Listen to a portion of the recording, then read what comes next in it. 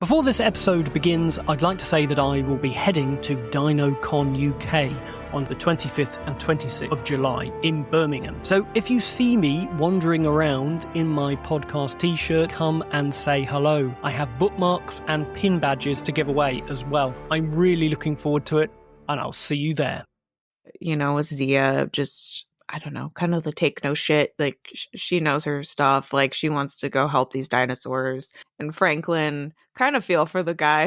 Like, he's a little scared of the dinosaurs. Yeah. Like, he doesn't necessarily want to go. Yeah. But also, I think that's kind of relatable. Like, hey, I want to help. Oh no. How did I get signed up to go to the island with the dinosaurs? Oh no. Like, I'm just the IT guy. Yeah. Hello and welcome back to Road to Rebirth. I'm Roland Squire.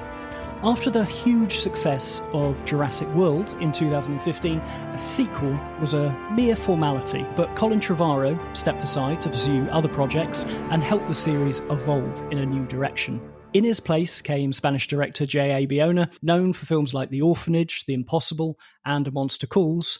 Bayona brought a much darker, more emotional approach to this Jurassic story. To help me unpack this shift in tone and storytelling, I'm thrilled to be joined by someone who's been deeply embedded in the Jurassic community. She's been involved with Jurassic Outpost, See Jurassic Right, and even helped shape the viral marketing campaign for Jurassic World Dominion. Please welcome to the podcast, Samantha Endres.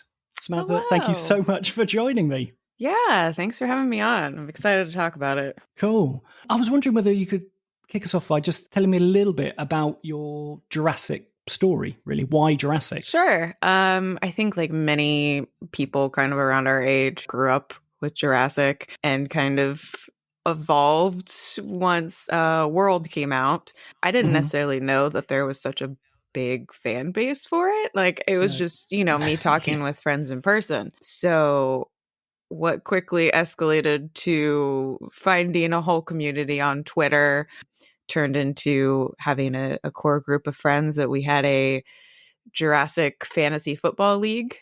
Yeah, and we became friends that way, and we all have like Jurassic themed fantasy football names, you know, led to them being some of my best friends, which led to being asked to be part of Outpost. And then Outpost kind of led to Dominion marketing in a way. It's, you know, it's just been great, like, community to be in, being able to talk about dinosaurs with people, you know. As adults, how often do you get a chance to just nerd out about those things? So it's been a great community to be a part of the last few years.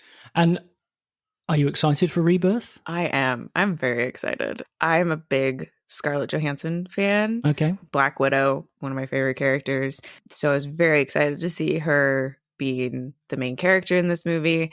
And, you know, just the whole entire cast seems like it's going to be good. And I like that it's kind of a fresh, quote unquote, rebirth. Yeah, exactly. But, you know, kind of a loose reboot, if you will, but still sticking to, you know, the base of what we know with David Koepp. And I think that got me even more excited when we knew David Koepp was coming back. And like, I think the PR has all been kind of hinging on like, we've got David Koepp back. It's rare that you get a writer that is leading the marketing campaign of your film. Right. When you've got somebody like Scarlett Johansson and Jonathan Bailey and Mahershala Ali, and David Koepp is there. Yeah, it's like he's been one of the big names since the beginning, which I find interesting. Yeah. But I'm just in general excited to see what happens, and I'm just a fan of these movies in general. So I will watch whatever they give me. Nice. So today we're talking about Fallen Kingdom, and I was wondering whether you could kick us off with a synopsis for the film. Yeah. So Fallen Kingdom, it's not necessarily doesn't kick off because we have a nice little prologue at the beginning. And I think it's about 6 months after. Yeah. Where we see the cool little submarine scene. But for the most part, the movie takes place about 3 years after the events of Jurassic World, where, you know, everything went to hell. And the park no longer exists. And where we come in is finding out that Mount Sibo, which was a formerly dormant volcano, is no longer dormant, and there's an eruption impending, and it's going to threaten the entire island and possibly kill all the dinosaurs on there. From there, we get back to Claire. Claire's had kind of a life change, and she is part of the Dinosaur Protection Group, which is, I think, a fun new group that was brought in for this film. And she's very much about wanting to save the dinosaurs. But how are we going to do that when our government has said we're leaving them? It's fine. We're not gonna send anybody to help, which then spirals into Owen. Some help from a whole nother mysterious new character, Benjamin Lockwood. And we go from there with dinosaur adventures. Nice, cool. What was your first reaction when you saw it for the first time? So I actually, because of Jurassic Outpost, I got to go to the premiere. So that was my first time seeing it, which is an experience in itself. Yeah. It was, I don't know, I really liked Bayona's, and I think we've kind of chatted about this beforehand, but kind of the gothic nature of like the latter half of the movie, and always the imagery of the Indoraptor on top of the house. Yeah. That always got me excited. Like, I love seeing that just kind of dark, moody kind of dinosaurs. In general, it wasn't necessarily my favorite right off. Mm-hmm. And I mean, I still love the movie, but I feel like it was a little bit disjointed when I watched it. Like, it very much feels kind of like the first part and the island, and then going to the Lockwood estate, like two different kind of movie feeling. That being said, I like both parts, but when they got, kind of mushed together, it was like, this feels like a lot to take in. Overall, I thought it was a nice adventure. I really liked, especially like Claire's arc and getting to explore her, going from the capitalist to the naturalist and being part of that dinosaur protection group. I really enjoyed her, centering around her and how her feelings and thoughts shifted. And I don't know, I was obviously very emotional too, because of the Brachiosaurus. Like, I think that was a hit. I when I first saw it, I this is the only Jurassic Park film that I think I've only seen once in the cinema. And I just didn't know how to take it. Yeah.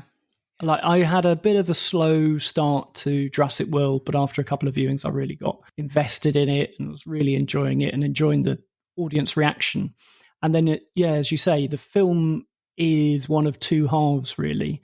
And in first viewing, I was unsure of how they both went together and whether they did it successfully. Having been, I mean, had you seen things like The Orphanage and Impossible? Had you seen those before? No, I wasn't. I hadn't seen any Bayona's work beforehand. Yes, I saw The Orphanage, which was, when it was first, very gothic Spanish horror film, and I'd been to see A Monster Calls the Christmas beforehand, basically because I knew he was going to do it, but I was a fan of him anyway. Have you seen A Monster Calls? I haven't, no. Jeez, it is. I saw it on a snowy evening, and I have never experienced what sadness felt like in the company of other people. Oh. It's a very harrowing tale about a mum who's dying of cancer and the son who's dealing with the grief, and the grief is manifesting itself in this giant. But when the film finished, you could just hear little sniffs, little handkerchiefs coming out, and then we just drove home in silence as the snow fell around us. And I was like, he's going to make a Jurassic Park film. This is, I don't know. But how is this going to fit? So watching it more recently, I think I've grown to really enjoy the film a lot more, to the point where I think it is now my favourite of the World trilogy. Oh, really? Okay. Watching it for the latest time for this podcast, I was just amazed at how well it worked for me. I think because of the gothic elements. I think because I understood what he was going for. It's much pulpier. It's like a sort of Vincent Price, 1960s William Castle, but also he adds a real amount of heart and tangibility to the animals, which wasn't really there because there's so much in of CGI in Jurassic World, and there's a lot more animatronics, and they feel really great. And he makes sure that those scenes are really pivotal. If we talk about, you said about the opening of the film, so I think everybody I've spoken to so far loves the opening of Fallen Kingdom. Yeah. What's your take on it? No, I think Fallen Kingdom, I feel like, is one of those movies that's kind of very divisive in the Jurassic fandom, but I feel like we all like that opening sequence. Just the creepiness, I feel like, and kind of it's dark. It's, we've got the underwater elements of what are we searching for? They're looking for something. Mm-hmm. And, coupled with the people that are still on the land, and like, oh, something's moving behind them. We know dinosaur movies. This is not going to end well. Yeah. But yeah, no, I feel like that was a very good little Jurassic, even like short film, just that sequence. Yeah. And then, obviously kicking off the like, oh, they're on a mission to recover things from Jurassic World, and obviously going to do something with it, make more dinosaurs or whatever they wanted to do. Yeah. So I feel like it was a really great kickoff to getting back into Jurassic and like where we are after the events of World. I also really liked I don't know, maybe this is the dark gothic lover in me, but the fact that Indominus Rex was this big, bad guy in the world, and then it's a skeleton. Like, we're just looking through its bones in Fallen Kingdom. And I don't know, I really macabre nature to it. Yeah, I thought that was cool. So I think they added that because they knew that they weren't going to have like a big bit of action for a little while. And then we do get involved with Claire and Owen returning. And as you said about Claire's character development in this film, she's obviously gone through a lot. We kind of are introduced to her in exactly the same way we are in Jurassic World, the same pan up. She's still got the high heels on. But she's in a completely different thing. I like that the lift door doesn't open correctly when she comes through. She knows what she's working with now. Does the backstory of what Claire and Owen have been through in the intervening years, do you think their relationship do you buy into it? Do you buy into the fact that these two like each other or have done? I was watching it this time, it's just like, I don't know whether I know whether they've been a couple. It doesn't, I don't know. Yeah, I don't feel like they fit together, honestly, after Claire's kind of, when she's going on her arc. Like, she's kind of figuring out her life right now, and Owen's Owen. I don't feel like he changes all that much through these movies. No. So the fact that they're kind of dancing around each other, it's there. It doesn't do a whole lot for me. Liked them as like characters in this movie to be working together, but as like a romance, it was take it or leave it. I do feel like they're a little bit more seasoned, particularly Bryce Dallas Howard. I think feels much more comfortable in her role this time. And I read that Spielberg wanted to foster a kind of Cary Grant, Katharine Hepburn sort of thing between them, almost like he did with like Indiana Jones and Marion.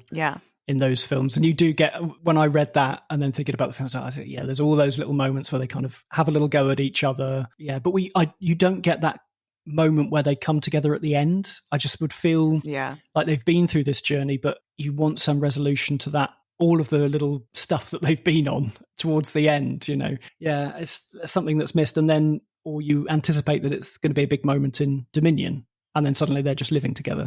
Right. And you kind of skip over the bits that we wanted to see of their relationship. Yeah, exactly. That I think you kind of hit it there with, there was never that moment of like, oh, they work together. I feel like the transition from Fallen Kingdom to Dominion is just like, we kind of have to be together because of Maisie. Like, and we're kind of in this whole situation together, but like, do they really work? Yeah, I don't know. I think it's a big. I like both of them, but as a couple, it's just, I think Owen doesn't change enough through the films. He slowly just disappears, I think. Yeah, fades out. Yeah, whereas Claire rises out and is, feel like her character has changed from being this corporate person who didn't want children to now being a mum at the end of it. We also get Zia and Franklin. Jurassic always has to bring on new characters, seemingly in each film. Yeah. Do you enjoy their addition? I did. I think they both brought some very like fresh dynamic to the Claire and Owen pairing. I think they needed that kind of, with Zia just, I don't know, kind of the take no shit. Like she knows her stuff. Like she wants to go help these dinosaurs. And Franklin kind of feel for the guy like he's a little scared of the dinosaurs. Yeah. Like he doesn't necessarily want to go. Yeah. But also I think that's kind of relatable. Like, hey, I want to help. Oh no. How did I get signed up to go to the island with the dinosaurs? Oh no. Like I'm just the IT guy. Yeah.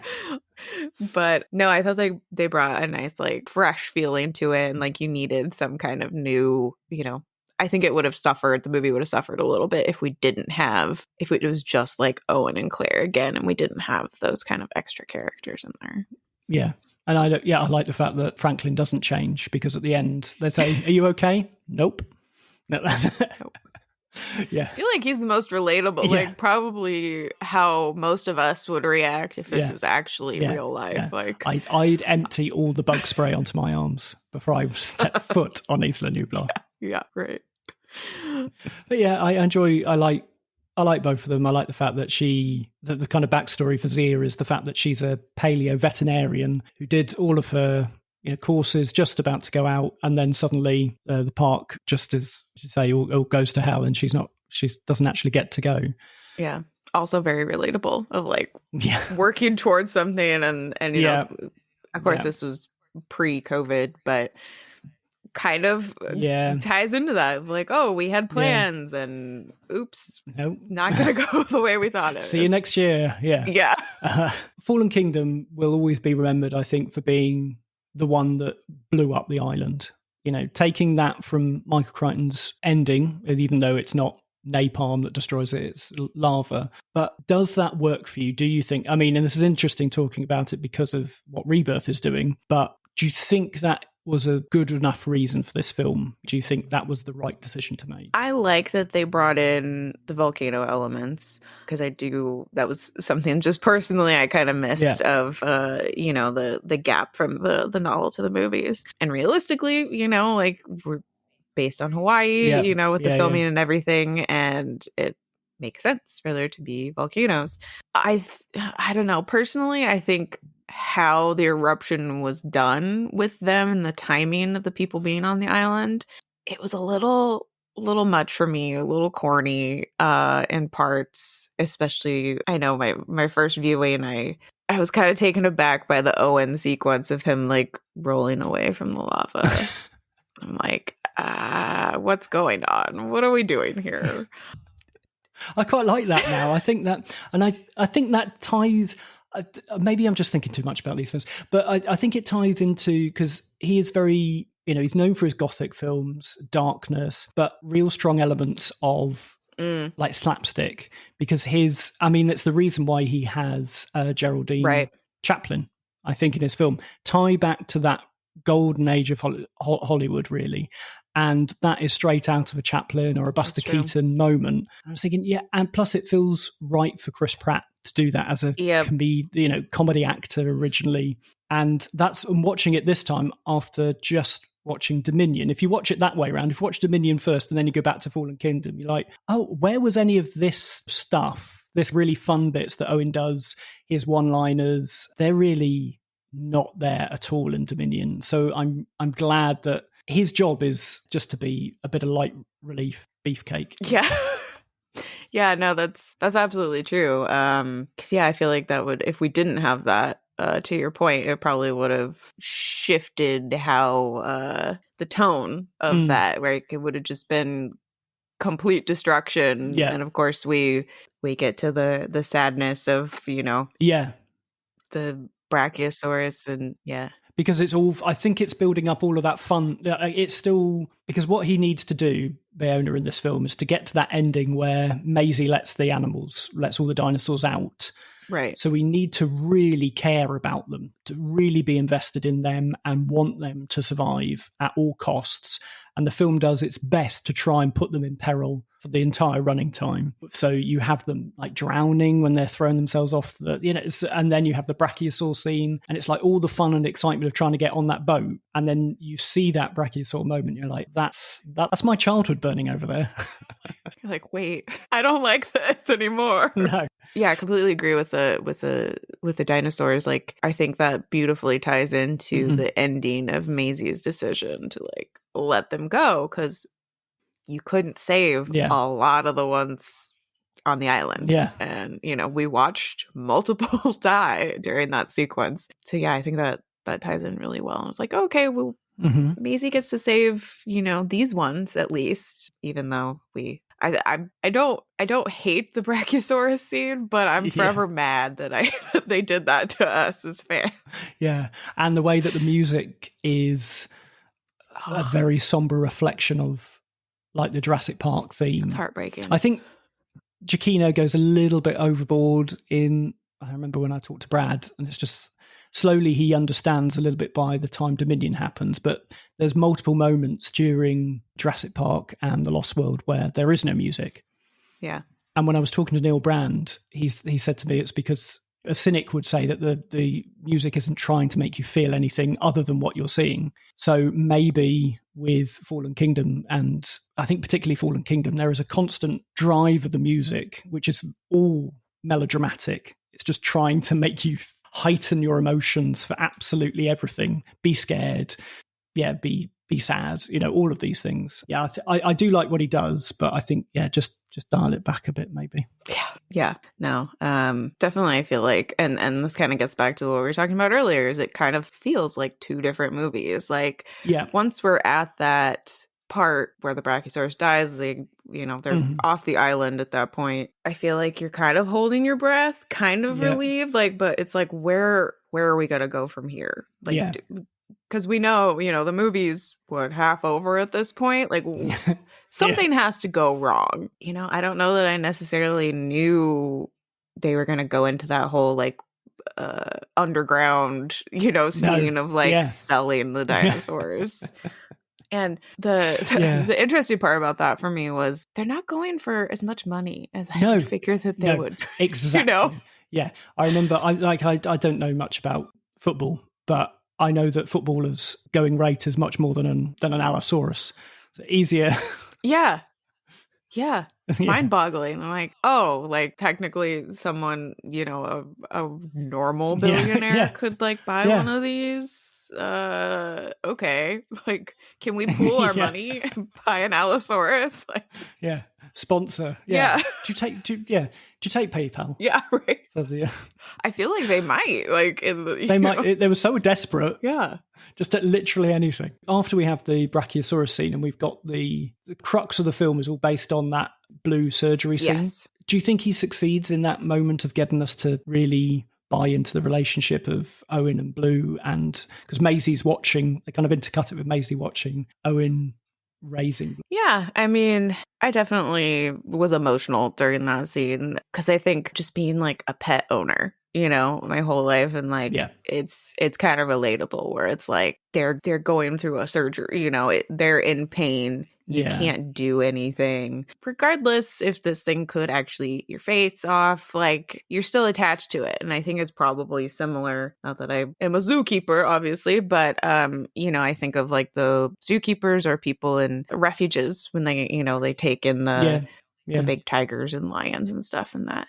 It's like they kind of have a similar relationship, I would think, to how Owen is with Blue, where it's like he's not, it's not the pet, but you still feel for that. I liked seeing, being able to see Zia too.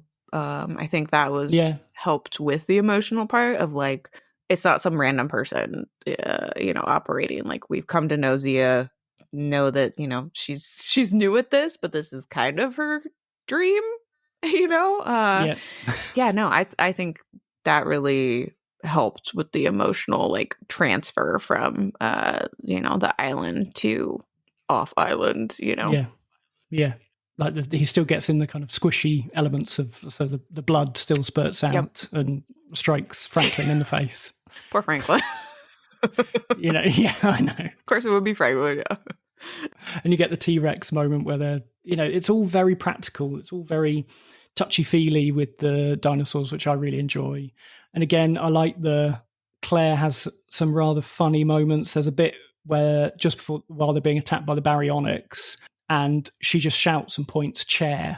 And I really like the delivery of that line. I like it when they've just, she gets a really like strong stance. It's just like chair. Yeah. And the bit where they've just come out from the T-Rex thing and she's got her face against the door, like the back of the truck. And Owen's like, please tell me you got the blood. And she just doesn't turn. She just raises up the big bag of blood next to it. And it's those little moments that add the humor or tension, like reliever from the scene. They're not big moments. They don't have to be huge laugh out loud moments, but they're just little character moments. And I think J.A. Bayona adds into those sort of things. He knows how people work in situations due to his just watching his other films. Yeah. As you were saying about the underground layer that is, what do you think of the whole idea of making Benjamin Lockwood and tie in with Hammond? Supposedly that wasn't the original plan. He was meant to be a new character, no connection to Hammond at all. Does this annoy you as a fan? What does this do to the canon in your head? I mean, not really. It doesn't annoy me that much. I feel like they probably could have done more with it in Dominion, but I don't know. Maybe this is where supplemental novels would be a fun thing to do and have that, flashback to Lockwood and Hammond's relationship and them building the park or whatever. But no, I mean, I don't think it's surprising for me that there would be somebody that worked with Hammond, and it's kind of a, not necessarily bad guys, but like the corporate people who start a company together and they have a falling out. It's kind of a, a very realistic thing. Yeah. I'm like, we introduced this new character and we're supposed to trust him immediately. Like, oh yeah, I want to help with the dinosaurs. Do you? It's because he's the bloke from Babe. Yeah. That's why. He's trying to trick us with the casting. Yes. Yeah, I don't know. I think I like how, again, it feeds into that pulpy element of it. It's that it's almost like, what do you mean John Hammond's got a secret brother or something? He was a twin. It's almost like kind of that reveal. Yeah, absolutely. I think James Cromwell's good as him, even though he gets very reduced screen time. He's just wheeled off for his bath occasionally and for his medications. And then killed. And then killed, yes, killed by Eli Mills. And I think this film does really well, actually, in the human villains that we have. Again, not focusing on the fact that the dinosaurs are the ones that, they might kill you or whatever, but this, again, film needs to make you care about the dinosaurs more, so we need more bad guys, and quite politically charged bad guys during the making of this film. What's your take on, like, Ted Levine as Ken Wheatley and Toby Jones? Yeah. Well, one, I just love the actors, so I was very excited when, they were cast. Ted Levine is amazing. So I was like, I know I'm going to like him in the role, even though I probably, like odds are we're not going to like him as a character, which, turns out to be true. It's like a very realistic thing. These people are just trying to make money off of the dinosaurs however they can, and one of the scenes that always sticks out in my mind is when Ted Levine's character like pulls the tooth, kind of establishes like, oh, he's not one of the good guys. Like, I was reading that Derek Connolly based him on that dentist in America that went to Africa and killed a load of lions and posted pictures about it. So that was going on while they were writing it. And so that's why he takes the teeth. That's because he's a dentist. So it's this like sick, like coming together of the real life and this Ken Wheatley and again, like it's very realistic, like of what what would happen if there were dinosaurs. Like these people are still out there, like it's gonna happen. But no, I really enjoyed their characters, and they had their own motivations. And it wasn't just mustache twirling like evil villains, No, like it was a nice like added again with kind of the expanding the cast, like bringing in these new people and bringing in kind of a fresh feel to it. Yeah, I enjoy the fact that Toby Jones chose his own wig and dentures for that. Yeah. It's just such a great. Like again, I was looking when I first watched it, I was just like, "This is too big. This is too much. I can't." And since watching it, and since watching a load of schlocky, B movies from the 50s and 60s, I'm just like, this is exactly what this is, but with a mammoth budget.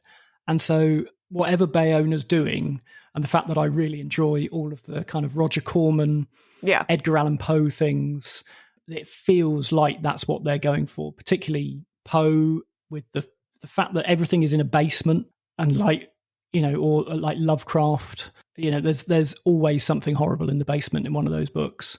Right. So talking about the gothic elements, which is clearly there, so do you like gothic fiction, I take it? Yeah. Oh yeah, absolutely. 100%. Is there kind of standout stories for you or? Well, movie wise, Crimson Peak is one of the newer ones that I've loved. Yeah. But going back, what you're referencing, like there's always something in the basement with Poe. But I love Poe's stuff, going to Frankenstein, Mary Shelley, Dracula. I mean, kind of just anything that's that moody, dark, even aspects of like Northanger Abbey by Jane Austen gets into like that gothic feeling. But yeah, I love it. I love it so much. I seek it out. I just like the vibes of it, for lack of a better terminology. Do you think that works when you throw in dinosaurs? Do you think Bayona succeeds in taking that gothic architecture and kind of putting it all in with them? I think it did. I think the second half of the movie is my favorite of the movie. Mm-hmm. And I think like if that had been a standalone movie on its own of just centered around Maisie and she's the main character, we know. Well, maybe we don't even know. It could be a non, we don't know it's a dinosaur in the basement or whatever. But, to your point of like, oh, it's this girl, she's in a, big house, seems normal. What's going on? And then that like creepy aspect of, there's actually a creature in the basement. And, I feel like that kind of gets to, like we were briefly talking about, like Frankenstein, just the creature, like what is it? And I don't know. I feel like that would have been a really, like in my head, that's a really fun, just like gothic standalone movie on its own, centered around Maisie. But no, I think it was very fitting to put in, this new dinosaur that they could make it very creepy, because I always think of, and it was of course used as a promotional image, but the Indoraptor arm, reaching for Maisie. The Nosferatu-esque.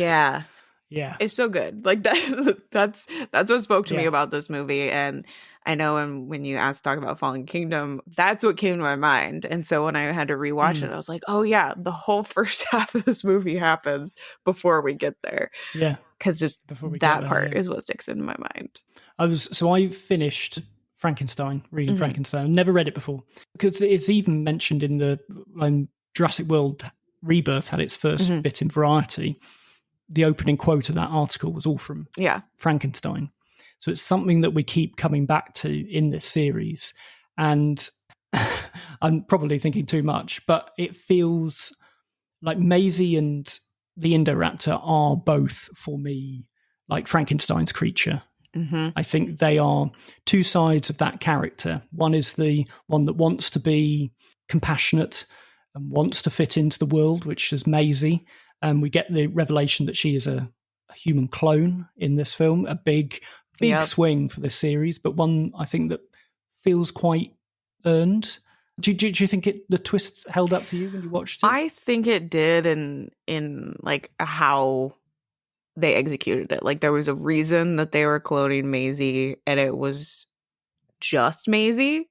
I'm glad they didn't go into like more people clones, or I think Jurassic community has talked about this, but like the human dinosaur hybrids, like that was Yeah, obviously yeah, yeah, kind yeah. of, I don't know whether you're a fan or not of it, but a fear amongst a lot of people Yeah, in the community. But no, I enjoyed it, and I think I enjoyed that aspect of it because I like other Crichton works. Like yeah, specifically, this was too when Westworld was still on, and I love yeah, Westworld, and yeah. so it was kind of scratching that itch along with it.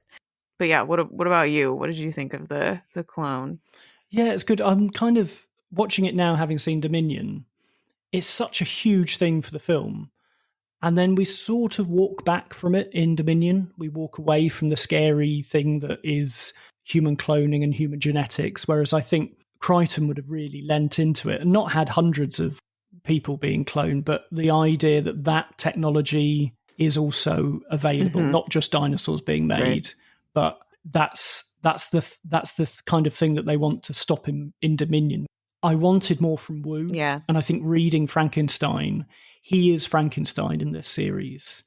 And when watching Dominion and his change from Fallen Kingdom, what I wanted from the end of Fallen Kingdom is him to run away, Yeah. essentially, be chased into the woods by his Yeah. creations, and then have to go on this journey. And maybe at the start of Dominion, we find him, and that's the start of Dominion on a Uh-huh. boat.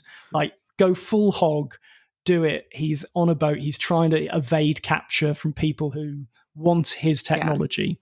And you can still have the mosasaur scene and everything like that. And maybe that's how Dodgen gets him, is rescuing him from this situation.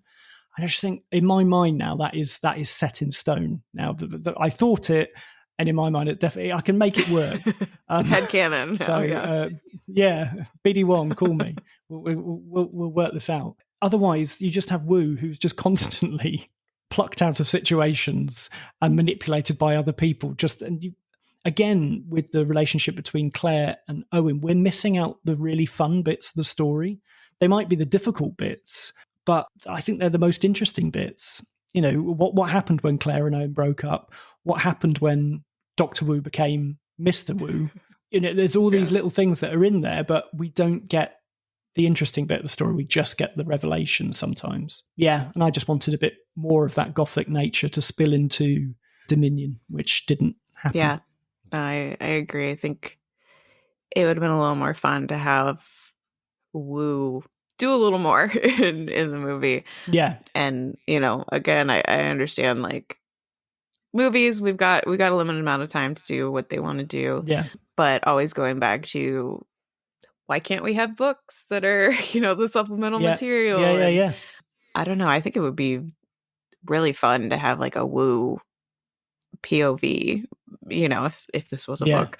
I'd want to know what he's thinking. Like, how does he get in these situations again and again? I know.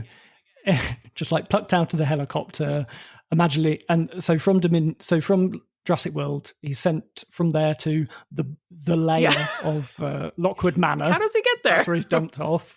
Yeah, once that happened about, and then suddenly in Dominion, he's in Biosyn Valley. And he's like, why? Where does is it?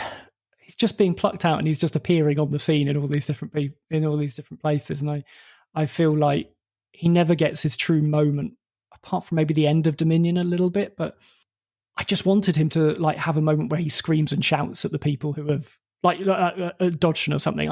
Just has that freak out moment. Yeah, no, it would have been obviously kind of a departure from the what the story was, but I think it would have been cool too, like if we could have a Wu be like, I'm gonna go destroy and delete all of this data and all of the, because I mean he would know how to do it, and in a more elegant way than like Nedry, kind of destroyed the system. Like, oh, I'm gonna go, delete, mess up the DNA code, whatever, whatever's in the their data banks for creating dinosaurs.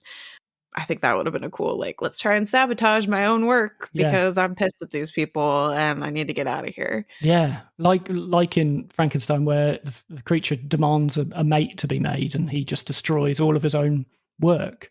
Yeah, and I think that's a really good idea. I think that would be.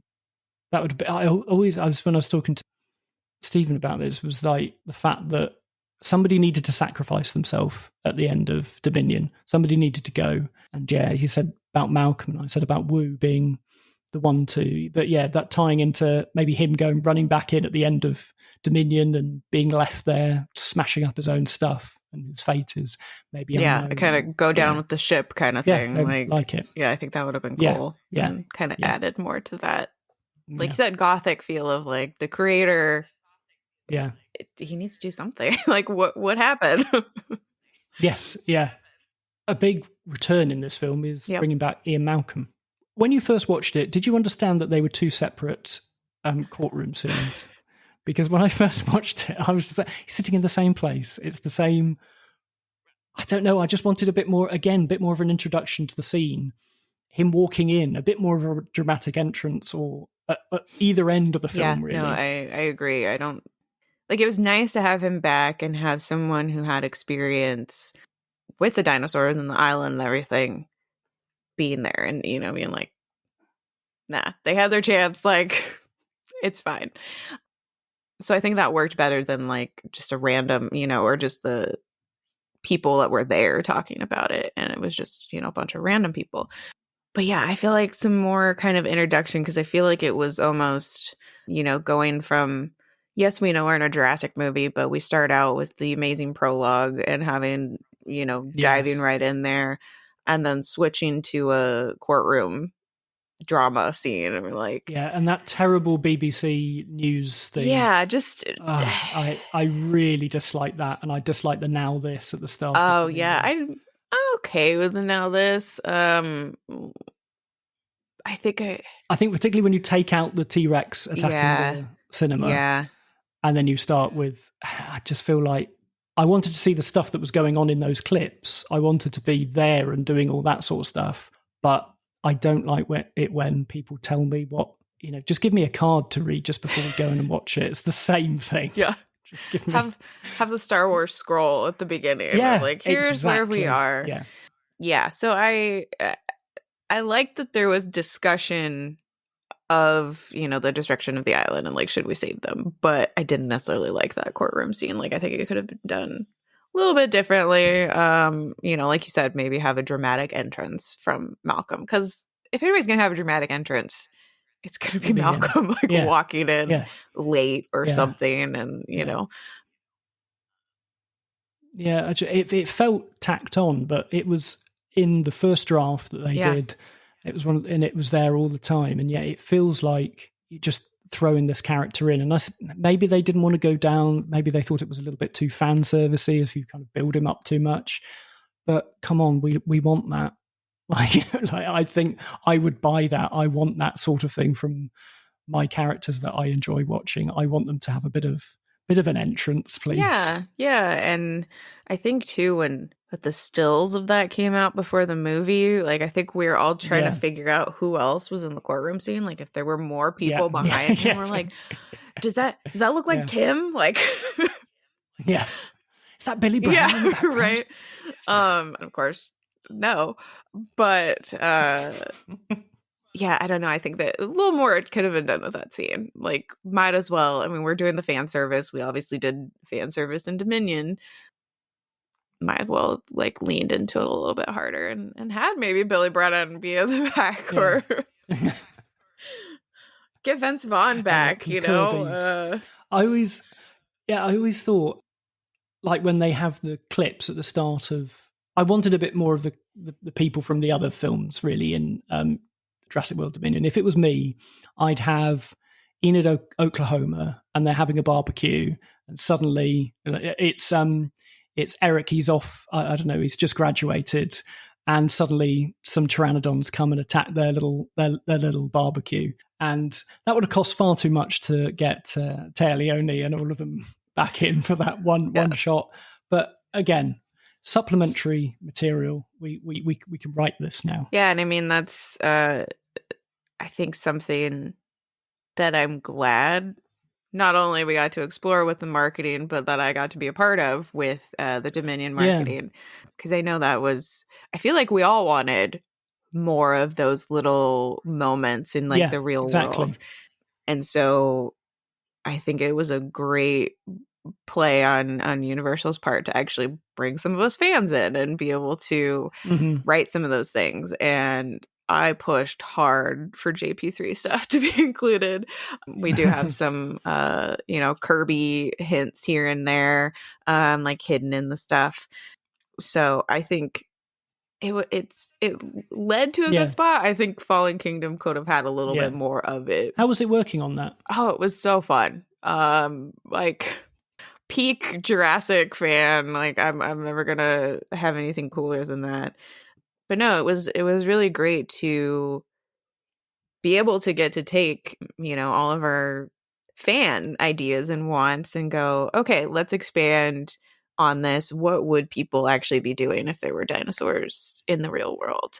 And, of course, Universal guiding everything, and the whole team working with them. But I feel like as the fans, we got to go, hey, can we do this? Can we have a callback to this? Can we have the, JP3 Raptors? And of course they reined us in on some things, but right, okay. It was really fun to be able to expand upon that, where we, I think a lot of fans felt like maybe Fallen Kingdom was lacking in some of those things, and like those end clips, which I feel like have spanned a lot of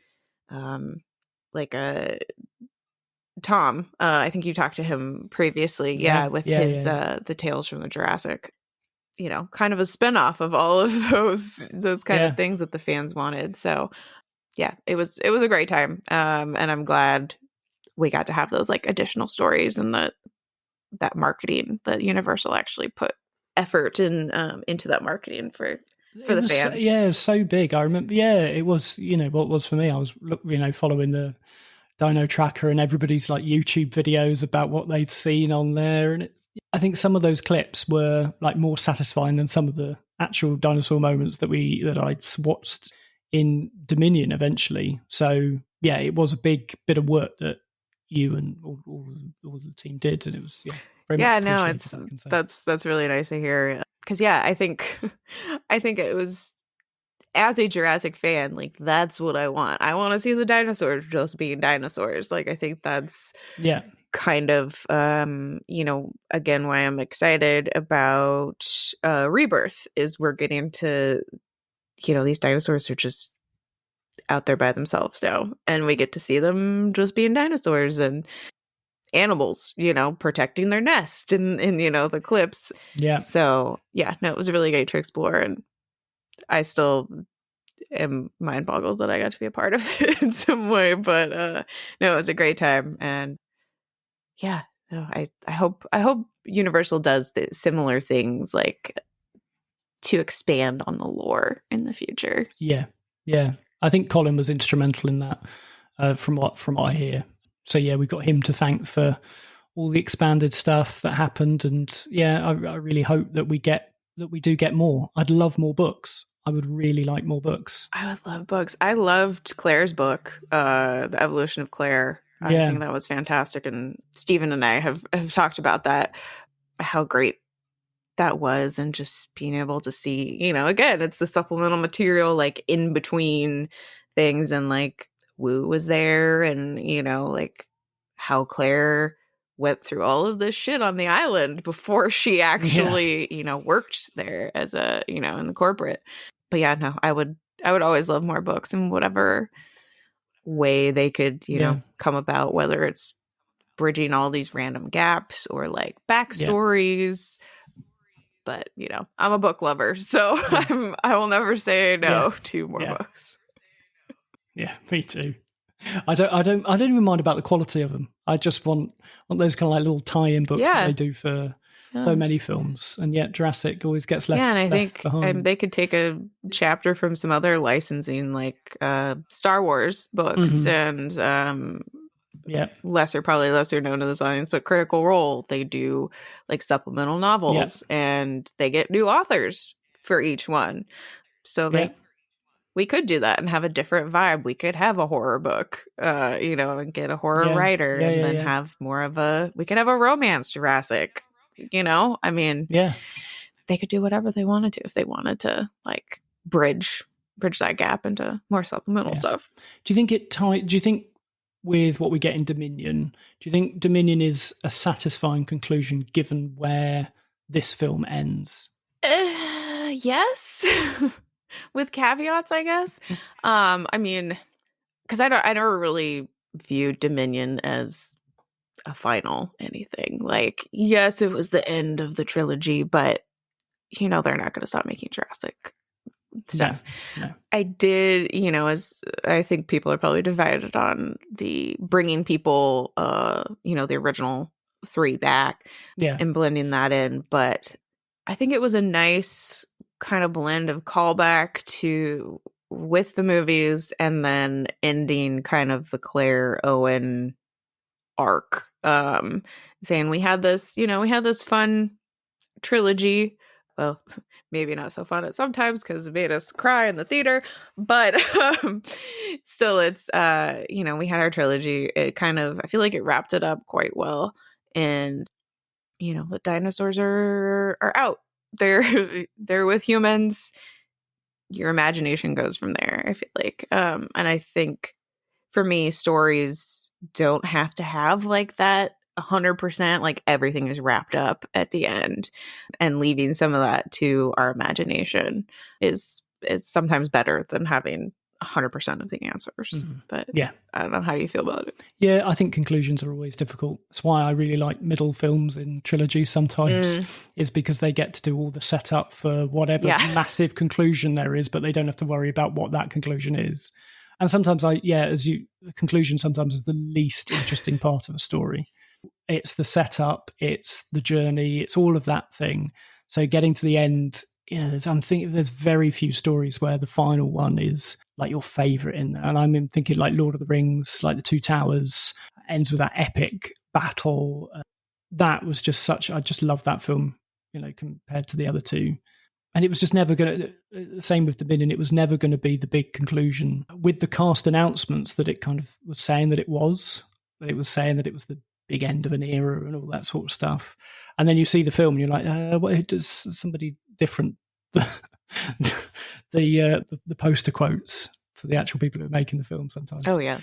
Yeah, I like the fact that the end of Fallen Kingdom, we get these brief moments, amazingly shot as well, the whole film. But I love that it ends at, it's like sunset and you get blue overlooking, I think it's the same location as in E.T. Yes. Yeah. Yeah. That was a nice little nod there, Spielberg. Yeah. He must get fed up when people watch. I remember watching Ready Player One, and when they showed the first cut to him, they were just his note was, "Can you take out more references to me, please? I can't. There's too much. I can't keep like you can have the T-Rex and something else." He said, "But I can't all be about me." Yeah. But when you're dealing with Spielberg, you'd just be like even the run bit when Owen's running out and it's clearly from Indiana Jones. Right. And you just like, I don't know, it's like trying to, you'd want to impress him, wouldn't you? You'd want to impress the teacher that is Steven Spielberg. Yeah. I would. Yeah, I mean... I'd go out and just remake like Raiders of the Lost Ark, just shot for shot. Shot for shot. This is not the script we gave you. I know, but just trying to show you how much I like you. No, and I think it's hard though too, because like, yes, you want to impress Steven and he's in the Jurassic world, obviously, but so many of his movies are what people love about movies. Like, they're iconic movies. And like, oh, they all happen to be Steven Spielberg at the end of the day. Like, yeah. Indiana Jones could be somebody else, but it's not. So if we want to make those references, sorry, Steven, like we're going to have Indiana Jones, Jaws, E.T., Jurassic, all your big things. But no, I think it kind of 2 plays into just how iconic Steven Spielberg is in our, movie world. It's hard not to have those callbacks and visual like references in your head. You're like, does that look like that?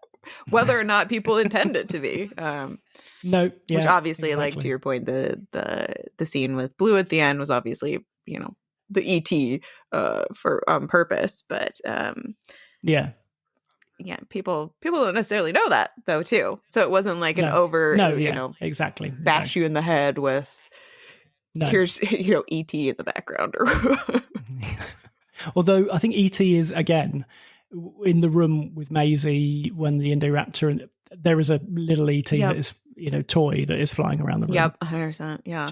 No, I kind of like those though when they're like, oh yeah, wait, you're in the same universe, like. Yes. Yeah. Maisie would love IT. Amazing. Well, I'd just like to say thank you so much for joining me today. It's been really fun to talk about this film. I think everything that this film tried to do is now slightly being walked back with Rebirth. It was meant to be the one to destroy the island. Also, the human clone element slightly disappeared in Dominion. So it kind of stands by itself, which I think is quite nice. And yeah, I thoroughly enjoy it as a thrill ride of a film. I was wondering if you had any projects or anything you'd like to tell us about Jurassic-wise? Always Jurassic Outpost. I will be at San Diego Comic-Con next month. So while we don't have anything listed yet officially, if Jurassic's going to be there in any capacity, we will be on the ground, ready to cover whatever. Probably Mattel will have some big display like they always do. Mm-hmm. So, just Jurassic Outpost. We're always trying to keep everyone updated on things. So. And where can people find you online if indeed you want them to? You can find me on Instagram. I'm Samantha Jo 8, or like I said, Jurassic Outpost in both places. I talk a lot about books as well as dinosaurs. So,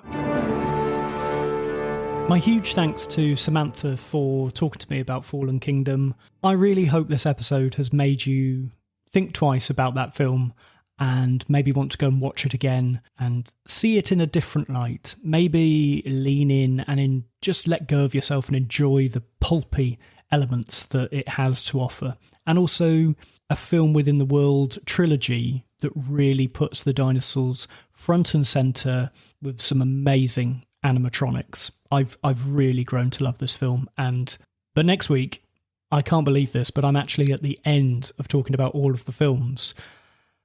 We've reached it. We've reached 2022's Jurassic World Dominion.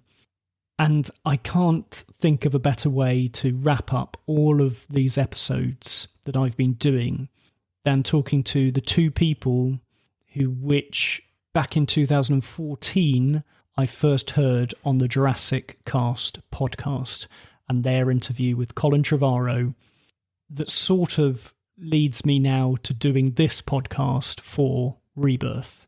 It's a really great conversation. I love talking to both Jack Ewins and Sam Phillips. If you like what you're listening to, please remember to leave a review and a rating. It really does help this podcast find more people. Go and follow me over on Road to Rebirth Pod. I've still got some amazing guests to bring you, even though we're at the end of the films. My review of Rebirth will be coming. We're so close, people. So close. But for now, I'll just say thank you very much for listening, and goodbye.